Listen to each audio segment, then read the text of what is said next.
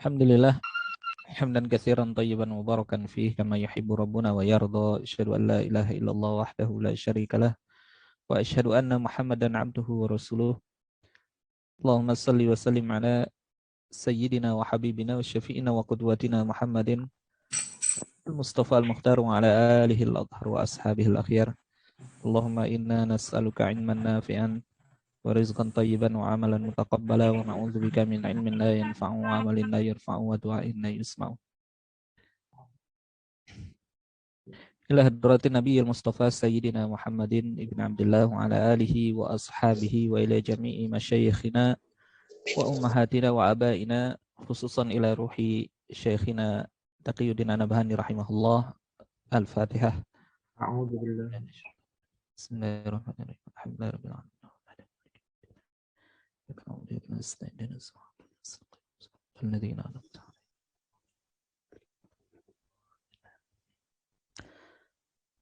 Alhamdulillah, ikhwah sekalian yang dirahmati Allah Subhanahu wa taala. Malam hari ini kita bisa berjumpa di dalam majelis ilmu ini. Mudah-mudahan Allah Subhanahu wa taala melimpahkan nikmat, mencurahkan kebaikan kepada kita. Dan salah satu kebaikan yang kita harapkan agar Allah curahkan kepada kita adalah kebaikan yang disebutkan oleh Nabi sallallahu alaihi wasallam dalam sebuah hadisnya, "May yuridillahu bihi khairan yufaqihu fid din." Siapa saja yang dikehendaki kebaikan oleh Allah Subhanahu wa taala, maka Allah akan menjadikan dia faqih di dalam agama. Faqih itu sebagaimana yang disebutkan oleh para ulama, di antaranya Imam Malik dan beberapa ulama dari kalangan salafun shalihin, bahwasanya faqih di sana adalah bukan sekedar dia mengetahui al-ahkam asy-syar'iyyah, bukan hanya dia mendalami al-ahkam asy-syar'iyyah, tetapi hukum-hukum syariat itu terwujud di dalam perbuatannya. Ya, jadi ilmu yang bermanfaat, orang yang mendapatkan ilmu dan ilmu itu bermanfaat, orang yang mengilmui sesuatu dan mengamalkan apa yang dia fahami, itulah yang disebut dengan faqih. Dan itu juga yang disebut oleh penulis kitab Al-Fawaid Al-Makkiyah. Jadi ini para ulama itu kalau sudah mereka menyebut seseorang itu faqih, maka maknanya adalah orang yang telah mengumpulkan dua hal, yaitu ilmu dan amal. Jadi kalau kita sekedar mengumpulkan ilmu, informasi-informasi, pengetahuan-pengetahuan, tapi pengetahuan itu belum jadi amal, maka kita belum layak disebut sebagai faqih. Nah, tapi kalau kemudian kita mampu untuk mengamalkan apa yang telah dipahami, maka kita layak disebut sebagai faqih. Ya. Nah, dan yang kita harapkan itu, ya, yang kita harapkan adalah al-ilmu wal amal, itu terkumpul di dalam diri kita, dan itulah kebaikan, di antara kebaikan besar yang Allah berikan kepada kita. Yang kedua, salat dan salam semoga tercurahkan kepada qudwah kita Nabiullah Muhammad sallallahu alaihi wasallam, dan juga pada seluruh keluarga, sahabat-sahabat beliau, serta seluruh muslimin, muslimat, mukminin dan mukminat yang ittiba kepada beliau, yang menghidupkan sunnahnya dan yang menjalankan apa yang diwasiatkan oleh beliau. Ini sebagai pertemuan perdana kita ya, berkaitan dengan bedah kitab An-Nizam Al-Ijtimai, kitab Nizam Al-Ijtimai yang ditulis oleh Syekh Taqiyuddin An-Nabhani rahimahullah. Insyaallah nanti di beberapa pertemuan ke depan kita tidak akan membacakan kalimat per kalimat begitu ya, karena terlalu panjang, tetapi kita akan mengambil tiap-tiap tema yang ada di dalam kitab Nizamul Ijtimai, mudah-mudahan bisa selesai sampai dengan akhir kitab. Kenapa kitab ini penting? Ini sebagaimana yang dijelaskan oleh musannif, bahwasanya kaum muslimin hari ini, terutama di masa beliau, itu tidak lagi menjadikan Islam ini sebagai poros kehidupan mereka. Jadi kaum muslimin seharusnya mereka itu berkiblat kepada salafun shalihin dalam hal amal dan ilmu, ya, tetapi sekarang mereka membelakangi salafun shalihin. Seharusnya mereka menjadikan mabda Islam, ideologi Islam itu sebagai apa namanya, sebagai keyakinan, sebagai apa namanya, tolak ukur dalam setiap aktivitas perbuatan mereka, tapi kenyataannya adalah mereka membelakangi mabda Islam itu, kemudian lebih mengambil hadoroh barat atau mabda yang bersumber dari hadoroh yang lain atau dari peradaban yang lain. Nah, peradaban yang kita maksud di sini tentu adalah al-hadoroh al-gharbiyah, di peradaban barat yang hari ini mendominasi kehidupan kaum muslimin. Nah, apa dampak ketika kemudian kaum muslimin itu beramai-ramai bertaklid ke sana. Jadi bukan lagi bertaklid kepada Islam, ya, bukan lagi berkiblat kepada Islam, tetapi kemudian bertaklid kepada Barat, maka yang terjadi adalah kerusakan interaksi di antara mereka. Salah satunya, ya, karena inilah yang akan kita bicarakan di dalam kitab ini. Jadi kerusakan interaksi antara muslimin, ya, dengan muslimat, ya, pria dengan wanita, ya. Kenapa? Karena seluruh tolak ukur perbuatan mereka itu tidak lagi diukur dengan mabda Islam, tetapi dengan mabda Barat, dengan ideologi Barat. Ya, apapun yang datang dari Barat, itulah yang kemudian mereka jadikan sebagai mafahim, ya, sebagai pemahaman-pemahaman maqais, ya, sebagai tolak ukur. Ya. Nah, ini kan berbahaya, ya. Apalagi di kalangan kaum muslimin, banyak persoalan-persoalan ijtimaiyah itu yang tidak bisa diselesaikan, artinya tidak bisa dicarikan pemecahannya, ya. Sehingga persoalan-persoalan yang terus muncul, apalagi yang dimunculkan oleh peradaban Barat, kemudian tidak ada ijtihad yang kemudian mampu memberikan solusi kepada kaum muslimin, sehingga kemudian mereka kembali lagi kepada agamanya, akhirnya kemudian menyebabkan kaum muslimin ini terpecah menjadi dua kutub, ya, menjadi dua kutub. Yang pertama adalah kutub tafrid, yang kedua adalah kutub ifrad. Nah, kutub yang tafrid itu adalah kutub yang atau poros yang mereka terlalu longgar terhadap syariat. Sementara yang ifrad terlalu ketat. Ya. Yang terlalu longgar itulah mereka yang mengambil semua hadoroh Barat. Jadi bertaklid 100% kepada hadoroh Barat. Semua pemikiran dari Barat mereka terima, termasuk feminisme, cara pandang mereka terhadap wanita, cara pandang mereka terhadap keluarga, itu semuanya kiblatnya ke Barat. Yang terjadi apa? Tafrid. Mereka melonggarkan syariat sampai pada batasan meninggalkan, mengabaikan, bahkan menyimpang daripada syariat. Ya, yang paling jelas contohnya adalah kalangan liberal, ya, kemudian aktivis feminisme, kemudian orang-orang yang mendukung lesbianisme, homoseksual dan seterusnya. Nah, ini kan orang-orang yang kemudian terlalu terlalu condong ke Barat, sehingga kemudian mereka mengambil sesuatu yang seharusnya tidak boleh mereka ambil, yaitu mafahim. Ya. Sementara di satu sisi yang lain muncul kelompok yang ifrad, terlalu ketat. Nah, ini kaum muslimin yang mereka terlalu kaku memahami teks-teks agama.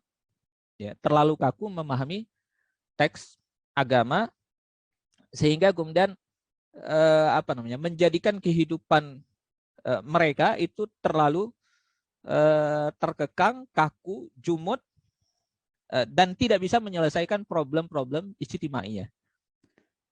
Contoh misalnya di Saudi, ya, seingat saya dulu ada seorang suami itu melarang istrinya menonton berita yang penyiar beritanya itu laki-laki.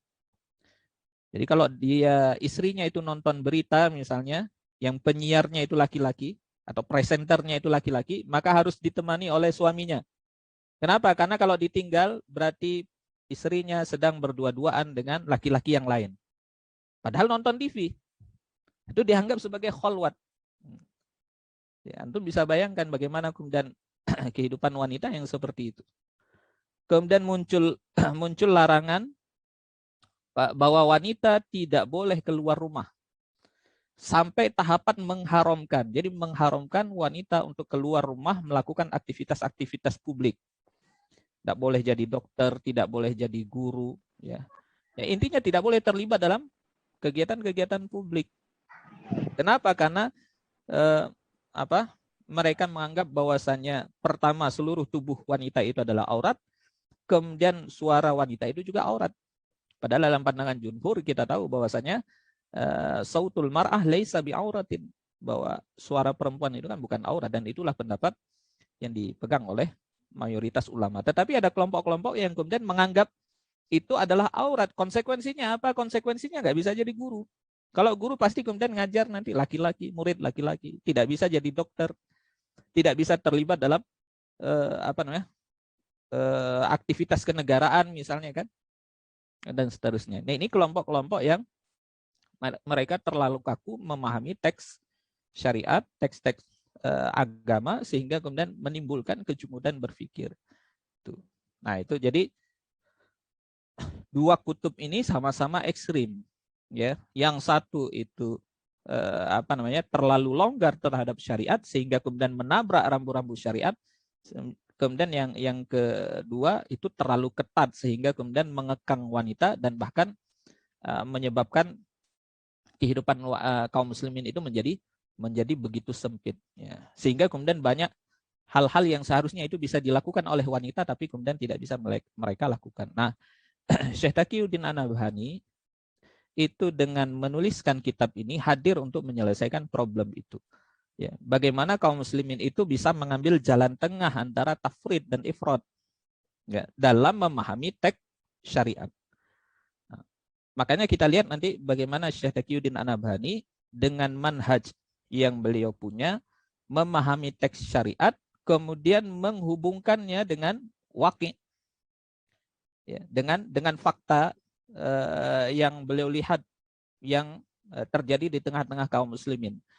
Persoalan-persoalan yang dihadapi oleh kaum muslimin untuk itu kemudian coba untuk diselesaikan dengan pandangan-pandangan beliau, ya, berdasarkan dalil-dalil atau teks-teks syariah. Nah, jadi ini problem serius yang dihadapi oleh kaum muslimin hari ini.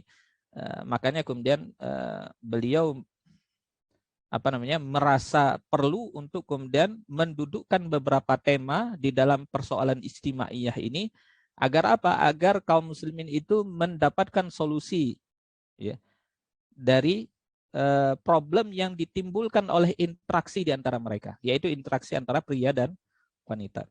Ya. Ini kan interaksi yang menimbulkan problem itu ya interaksi pria dan wanita. Ya.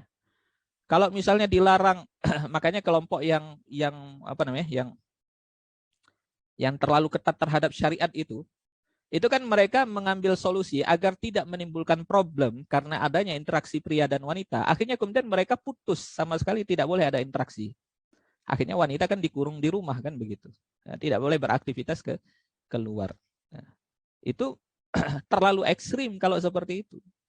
Ya, padahal syariat hadir bukan untuk melarang interaksi antara pria dan wanita.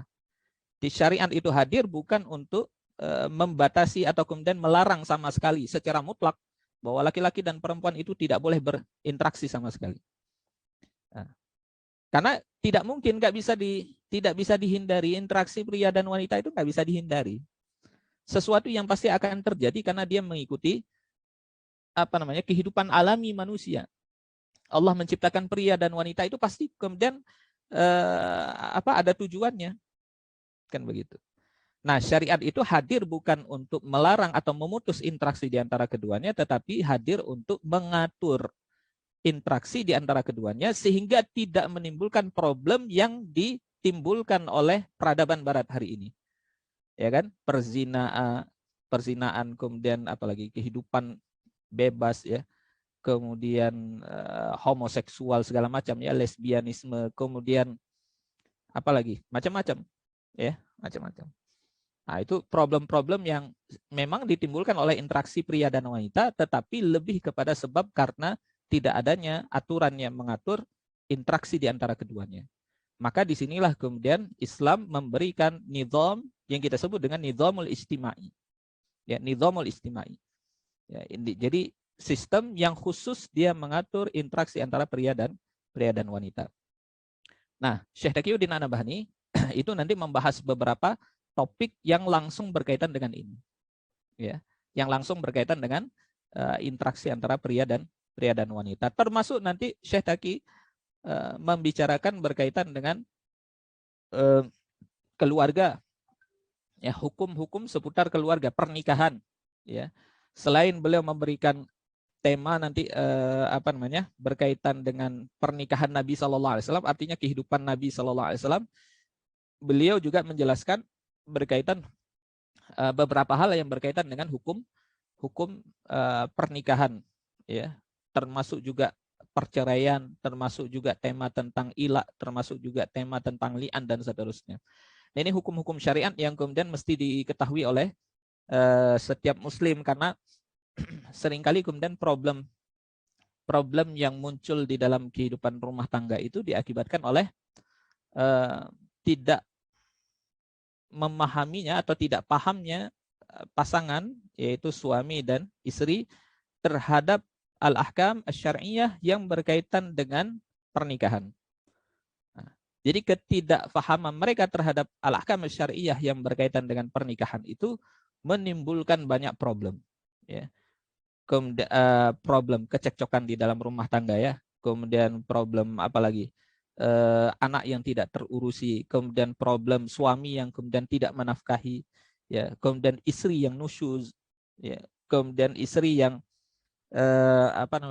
salah menempatkan prioritas, dia mestinya lebih taat kepada suami tapi kemudian dia lebih taat kepada orang lain misalnya. Aduh, banyak sekali problem-problem yang ditimbulkan di dalam kehidupan ini. Kenapa? Karena ketidakfahaman kita terhadap al-ahkam syar'iyyah. Saya punya kawan dulu menikah di usia masih sangat muda, ya, sekitar 20 tahun, tetapi belum selesai atau sama sekali tidak serius dalam belajar al-ahkam syar'iyyah, terutama dalam bab pernikahan. Akhirnya yang terjadi apa? Yang terjadi dia mentalak istrinya sampai 3 kali. Sampai 3 kali dia mentalak istrinya karena ada satu persoalan, talak rujuk sampai 3 kali. Dan dia tidak tahu apa konsekuensi dari talak 3. Ini kan masalah. Setelah tahu, padahal kemudian suami dan istri ini masih sama-sama saling mencintai, ingin melanjutkan lagi kehidupan suami istri, tapi sudah terlanjur di talak 3 dan dia tidak tahu konsekuensi daripada talak 3 itu. Ini kan masalah besar seperti ini, ya. Ini masalah besar. Jadi jangan sampai kemudian kita melakukan hal-hal yang kemudian melanggar syariat, kemudian melahirkan penyesalan di kemudian hari, itu disebabkan karena ketidakfahaman kita terhadap persoalan-persoalan yang semacam itu. Nah, itu sekedar muqaddimah, dan itu muqaddimah yang dituliskan oleh Syekh Taqiyuddin An-Nabhani berkaitan dengan kondisi atau keadaan kaum muslimin hari ini yang mereka bertaklid kepada peradaban barat, kemudian meninggalkan Islam sebagai hadharah, ya. Jadi luar biasanya beliau ini itu sudah menuliskan perbedaan antara hadharah dan madaniyah, ya. Bagi kita yang kemudian sudah mengkaji bab ini, jadi tahu di mana letak pentingnya memahami atau membedakan hadharah dengan madaniyah, di mana letak pentingnya klasifikasi, ya, hadharah dan madaniyah, ya, sehingga kemudian kita tidak salah dalam mengambil sesuatu atau menyikapi sesuatu yang datang dari barat. Nah, salah satu sebab kenapa kemudian banyak orang bertaklid, ya, kepada hadharah lain selain daripada hadharah Islam itu kan karena tidak tahu apa perbedaan hadharah dan madaniyah. Atau yang menolak 100% itu juga sama karena nggak tahu juga perbedaan hadharah dan madaniyah. Bahwa hadharah itu adalah sekumpulan mafahim, ya. Ya, sekumpulan majmu'ul mafahim anil hayah.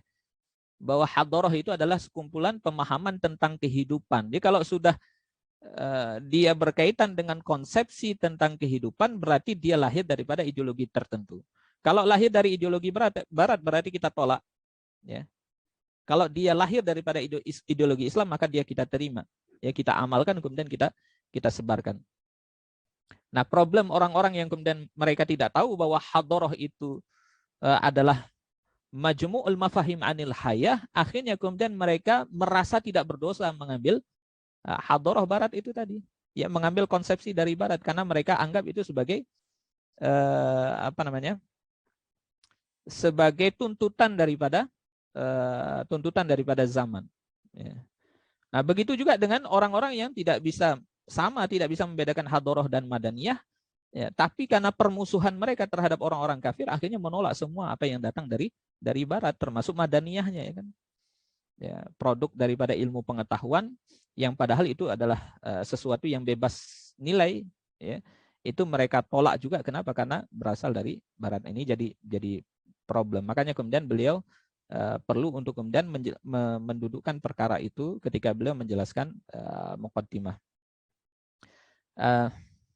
Kemudian di bab di bab berikutnya, Syekh Taqiyuddin An-Nabhani sebagai bab awal, ya, mengawali bab pertama, beliau membahas berkaitan dengan satu topik penting karena ini topik yang menjadi pembuka daripada pembahasan mengenai nidhamul istimai, yaitu topik mengenai ar-rijal wan nisa, ya, pria dan wanita.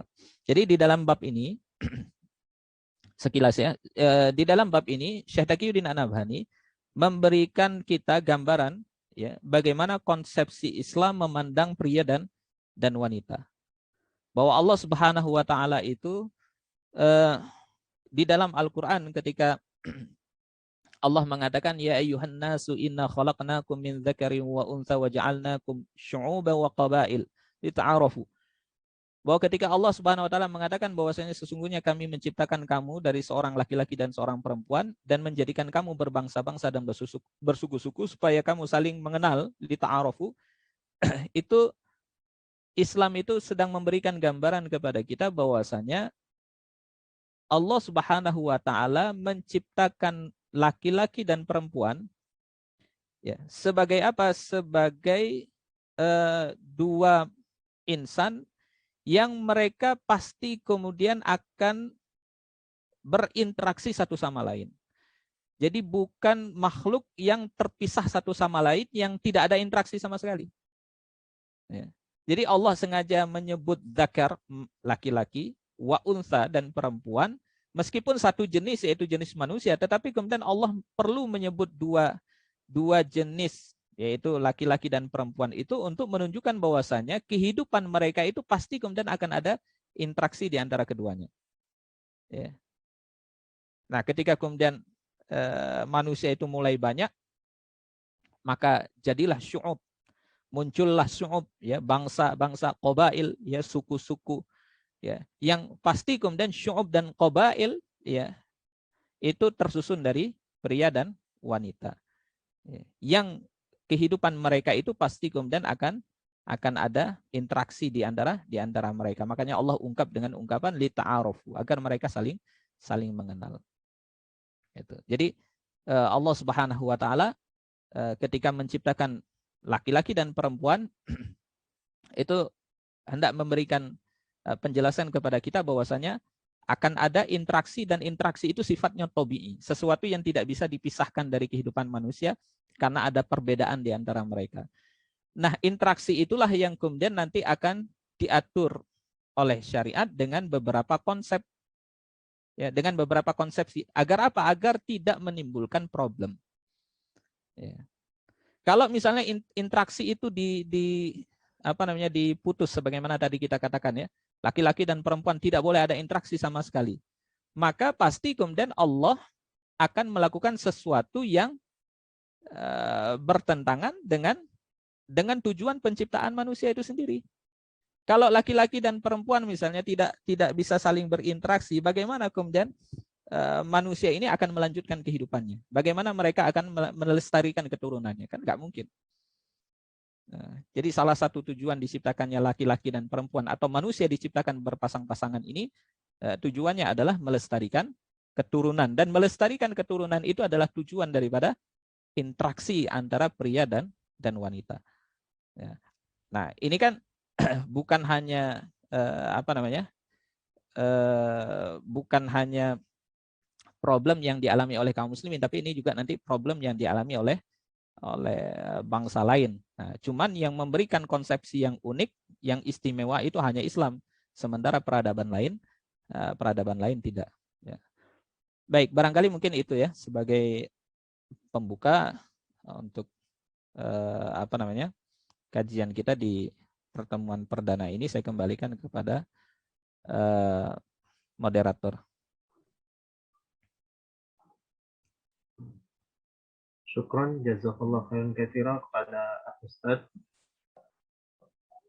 Baik, kepada para ikhwah sekalian yang berada di dalam ruang Zoom Majelis Taqarrub Ilallah, boleh bertanya. Ada waktu sekitar 10 menit sebelum azan Isya. Nah, boleh langsung yang sudah angkat tangan, boleh menghidupkan mic-nya. Ya, silakan. Kepada Bapak Azwar, silakan, bisa boleh bertanya. Silakan hidupkan mic-nya. Atau melalui chat juga bisa. Bismillahirrahmanirrahim. Assalamualaikum warahmatullahi wabarakatuh. Waalaikumsalam warahmatullahi wabarakatuh. Izin Ustaz bertanya, Ustaz, terkait dengan kholwat tadi ya. Bagaimana hukumnya kalau seumpama adik suami yang laki-laki berkholwat dengan istri, maksudnya berdua-duaan dengan istri itu, istri suami itu di rumah ya, tapi beda ruangan. Misalnya istri berada di dalam kamar, kemudian juga adiknya si suami itu pun berada di dalam kamar ya. Adiknya itu sudah dewasa juga. Kemudian suaminya mungkin kan bekerja keluar, kemudian adiknya di dalam kamarnya tersendiri, dan juga istri suami tadi di dalam kamar tersendiri. Tapi kan dia terpisah dalam satu rumah gitu. Itu bagaimana Ustaz hukumnya? Apakah memang ada toleransi di dalam Islam itu atau memang haram Ustaz gitu ya? Nah, itu yang pertama. Kemudian berkaitan juga Ustaz, ini pertanyaannya. Yang kedua, suami memang di rumah ya, suami memang di rumah. Jadi bagaimana cara menutup auratnya istri? Apakah harus seperti menutup aurat di luar rumah, atau tidak mesti seperti di luar rumah? Misalnya pakaiannya kan kalau keluar rumah itu harus memakai jilbab ataupun gamis ya, menutup aurat pakai kerudung, pakai gamis kan gitu. Tapi kalau seumpama di dalam rumah, kalau hanya sekedar menutup aurat saja ya, tidak pakai gamis, itu apakah ada toleransi di dalam Islam Ustaz? Atau wajib juga pakai gamis walaupun misalnya di dalam rumah tadi gitu? Nah, atau pakai kaos kaki segala macam gitu ya. Mungkin itu dulu Ustaz. Terima kasih. Assalamualaikum warahmatullahi wabarakatuh. Waalaikumsalam warahmatullahi wabarakatuh. Fadhal. Iya. Baik, mungkin langsung ya. Ustaz, langsung saja Ustaz. Sama ya, mungkin pertanyaan di chat hampir sama Ustaz, karena hukum ipar tinggal serumah. Ketika suami tidak di rumah kan hampir sama. Ya, baik. Ya, berkaitan dengan ipar, yang kita harus ketahui bahwa saudara ipar itu bukan mahram. Ya. Makanya kemudian Nabi Shallallahu Alaihi Wasallam dalam sebuah hadis itu mengingatkan kepada salah seorang sahabat, ya, Uqbah bin Amir. Ya. Apa kata beliau? Meskipun ini sebenarnya nasihat kepada semua sahabat ya. Tapi kebetulan yang mendengar itu adalah Uqbah bin Amir. Nabi SAW mengatakan iyyakum waddukhula 'alan nisa. Ya. Berhati-hatilah kalian masuk menemui wanita. Kemudian ada seorang laki-laki dari kalangan Ansor itu bertanya, "Ya Rasulullah, afara'aital hamwa?"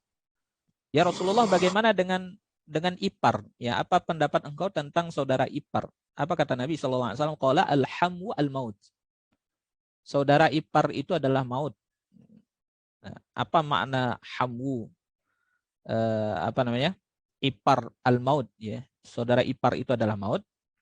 Maknanya kalau kemudian sudah berdua-duaan, ya di situ ipar kemudian masuk istri kita, misalnya saudara ipar ketemu dengan istri dan seterusnya, atau sebaliknya misalnya ya, kita bertemu dengan saudari ipar kita, adik daripada istri kita misalnya. Nah, itu sudah termasuk khalwat dan itu akan menimbulkan fitnah. Gitu. Makanya kemudian Nabi menyampaikan tahdzir ya. Hati-hati terhadap hal-hal yang demikian. Jadi masuk ke dalam rumah, di sana tidak ada orang, tidak ada mahram, istri kita nggak ada mahramnya, kemudian masuk adik kita misalnya yang laki-laki, atau sebaliknya kita masuk ke dalam rumah, istri kita nggak ada, yang ada adalah saudari ipar, adik daripada istri perempuan, ya, maka itu sudah khalwat. Ya. Kalau beda kamar bagaimana? Misalnya khalwat karena itu sudah satu ruangan. Ya. Hayatul khos. Di hayatul khos itu satu rumah itu sudah dianggap sebagai hayatul khos. Yang tidak diperbolehkan di dalam syariat kita berdua-duaan dengan perempuan yang bukan mahram kita. Nah, itu sebenarnya nanti kita bahas di hayatul khos ya, bab tentang kehidupan khusus nanti ya. Tapi ya tetap tidak boleh. Makanya kemudian memang agak jadi problem ya kalau kemudian di dalam rumah itu ada saudara ipar ya, tetapi kemudian tidak ada mahramnya, atau istri kita sendiri di sana sementara ada saudara kandung kita yang laki-laki. Nah, itu bisa menyebabkan terjadinya khalwat. Ya, jadi kalau bisa ya memang tidak ditinggal sendiri begitu. Nah, itu ya. Jadi itu berkaitan dengan tadi pertanyaan pertama. Kemudian pertanyaan kedua apa tadi? Hampir sama, Ustaz. Sudah terjawab di pertanyaan pertama, hampir sama berkaitan dengan ipar. Yang berada dalam satu rumah. Baik. Status istri, Ustaz. Bagaimana, apakah istri itu wajib memakai jilbab kerudung ketika ada ipar di dalam rumah? Ya, apakah kemudian harus pakai kerudung? Iya. Intinya setiap perempuan muslimah bertemu dengan laki-laki ajnabi yang bukan mahramnya, maka dia wajib menutup auratnya. Intinya menutup aurat itu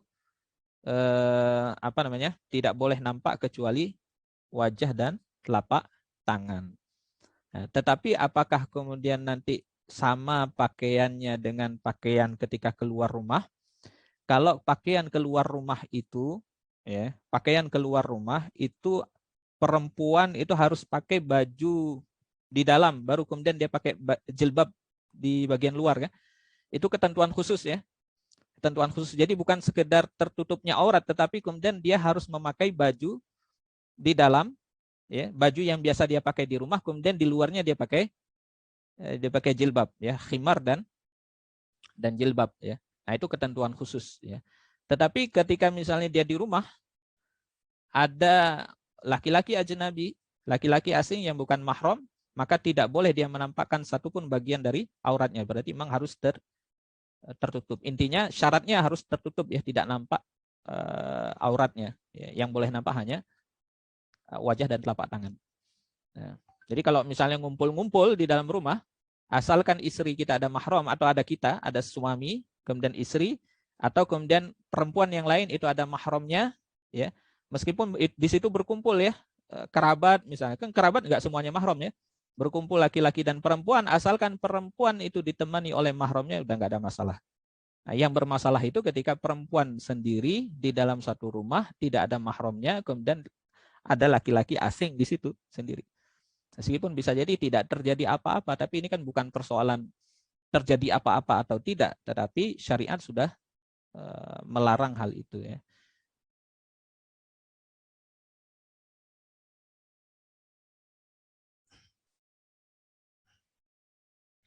Syukran Ustaz, jazakallah khair. Baik, satu pertanyaan lagi ya. Untuk terakhir berkaitan dengan pandangan bagaimana pandangan Islam berkaitan dengan interaksi laki-laki dan perempuan. Ya, terutama sekali mungkin di bab awalnya dulu ya, berkaitan dengan kedudukan pria dan wanita dan juga tadi. Ya. Baik ini ya. Yang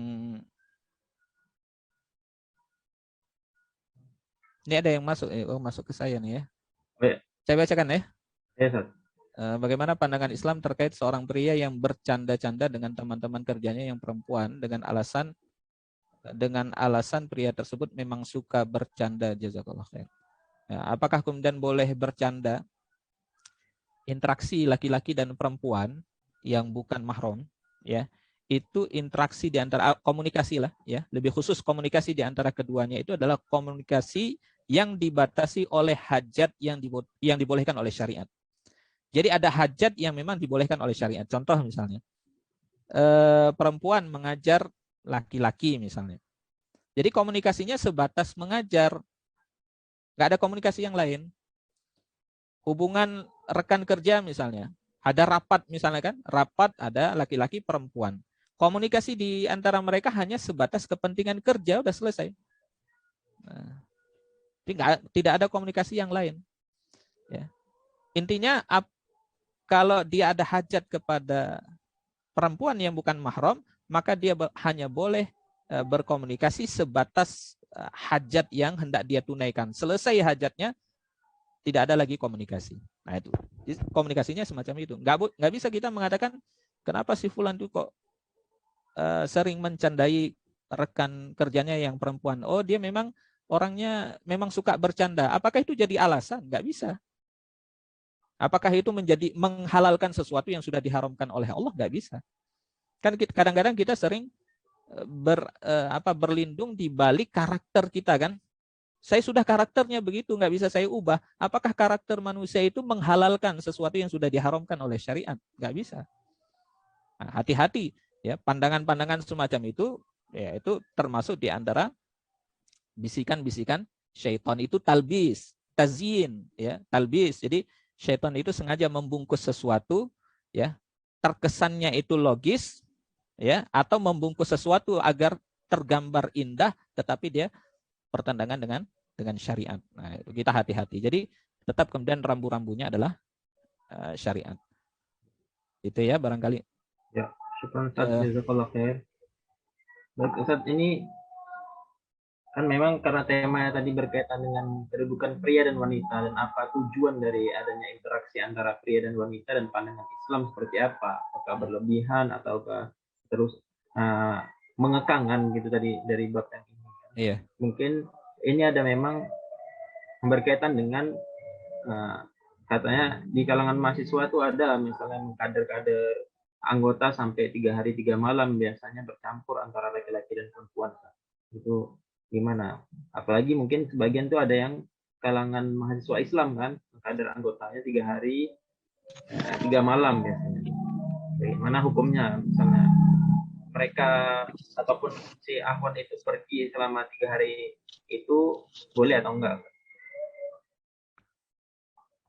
Iya, baik. Nah, jadi ini kan kita nggak tahu persis ya, saya nggak tahu persis gimana faktanya ini di lapangan ya. Bagaimana faktanya di lapangan. Intinya acara yang melibatkan perempuan, apakah tujuannya taklim? Taklim itu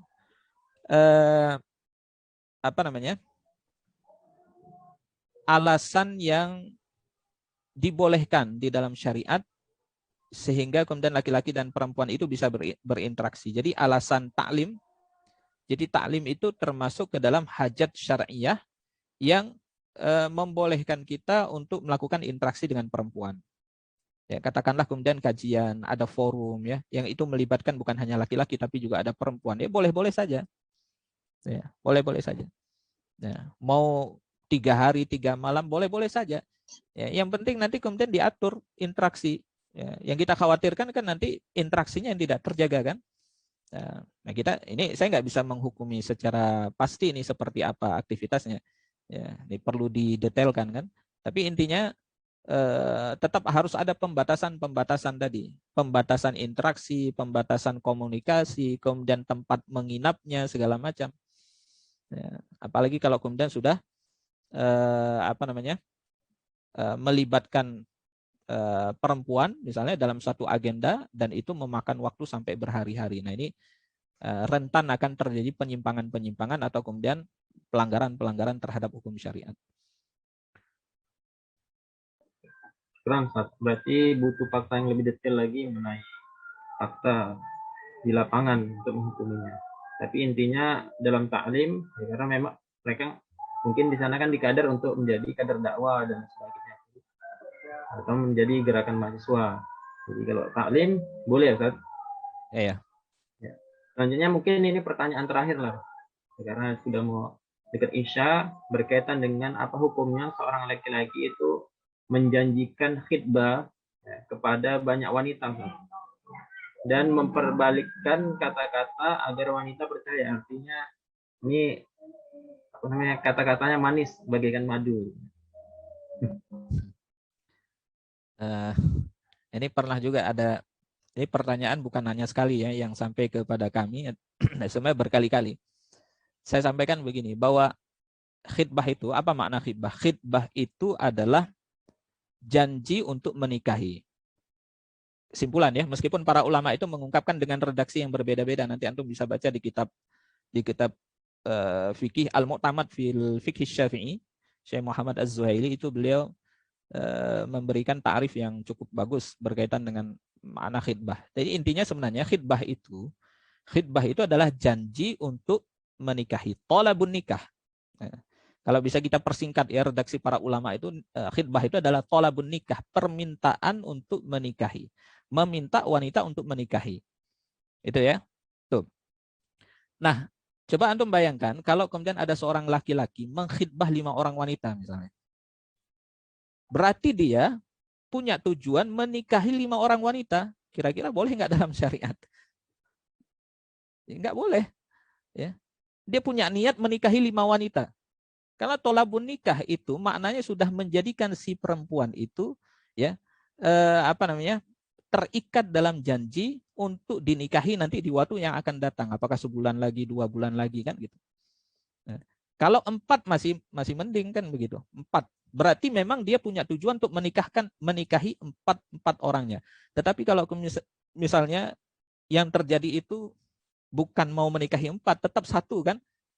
Kebanyakan yang terjadi laki-laki yang mengkhidbah 1, 2, 3, 4 atau lebih misalnya, itu rata-rata tujuannya cuma 1 yang dinikahi. Lalu kenapa kok dikhidbah 4? Pakai teori probabilitas kan gitu.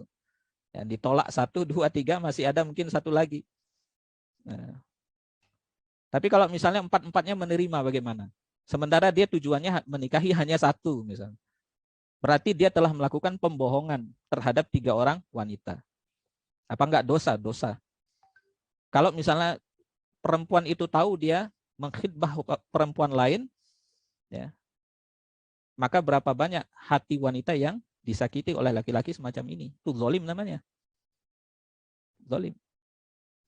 Nah, kenapa bisa seperti itu? Kejahilan terhadap hukum syariat. Ya, kejahilan terhadap hukum syariat. Sehingga kemudian melakukan bukan hanya pelanggaran terhadap hukum syariat, tapi kezaliman terhadap saudari-saudari perempuannya, ya, terhadap saudari-saudari atau kemudian muslimah-muslimah dari kalangan kaum muslimin. Nah ini kan berbahaya kan, ya nggak boleh seperti itu ya. Jadi kalau sudah khidbah ya itu ya tetap 1. Kalau ditolak kan cari lagi khidbah lagi yang lain. Jadi jangan sekaligus 4. Ya, jangan sekaligus 4. Jadi itu ya. Tapi nanti ini sebenarnya bahasan nanti kita bahas lebih detail mungkin di bab tentang pernikahan ya, bab tentang fikih nikah nanti juga disinggung di dalam kitab ini, insya Allah mungkin bisa kita bahas lebih detail beserta dengan kasus-kasusnya nanti insya Allah. Ya. Baik, barangkali itu ya, mungkin sudah selesai waktunya ya. Ya. Alhamdulillah semua pertanyaan telah terjawab. Mungkin nanti berkaitan dengan pertanyaan-pertanyaan yang lain bisa dijawab pada diskusi selanjutnya. Dan Ya, mungkin nanti ya, mungkin bisa disimpan dulu ya pertanyaan yang belum ya, terjawab. Insya Allah di pekan depan bisa kita jawab. ya. Dan mungkin yang nanti bakalan kami jawab juga kan berkaitan dengan pertanyaan-pertanyaan yang lebih utama ke tema gitu kan. Yang di luarnya mungkin pada tema berikutnya nanti akan dijawab, supaya waktunya yang singkat ini karena berkaitan dengan waktu hanya nggak sampai 1 jam ini lebih efektif. Dan mohon diisi absennya apabila para ustadz berkenan untuk mengisi absennya, bisa diisi absennya, ada di Google Form yang telah ada di kolom chat. Dan juga bisa nanti memfollow akun IG dan juga akun Facebooknya Majelis Taqarrub Ilallah, dan nanti kami mungkin juga akan live di akunnya Facebooknya Majelis Taqarrub Ilallah, itu juga bisa dilihat ya, siaran ulangnya ataupun live-nya. Syukran jazakallah khairan kepada Ustadz Kusnadi Ar-Razi berkaitan dengan paparan materinya. Syukran jazakumullah khairan katsira kepada para ikhwah sekalian yang telah hadir dalam majelis taqarrub ilallah. Semoga Allah Subhanahu wa taala memberikan kita ya, pemahaman dan juga ilmu yang telah kita dapatkan bisa kita amalkan dalam kehidupan sehari-hari.